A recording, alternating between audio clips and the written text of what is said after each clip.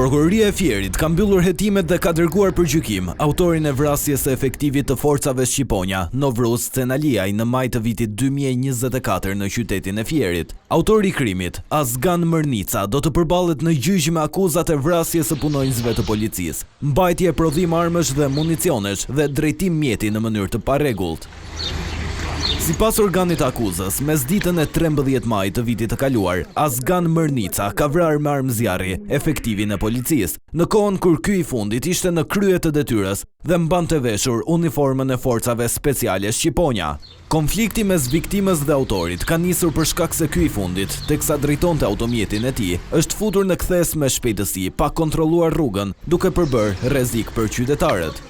Viktima i ka bërë me shenjë të riut për këtë veprim, shkak për të cilin i pandehuri ka ndaluar automjetin e tij, ka zbritur me çantën ku kishte armën e zjarrit. Pas kësaj është afruar dhe ka qelluar drejt fytyrës së efektivit, duke i shkaktuar atij vdekjen e menjëhershme.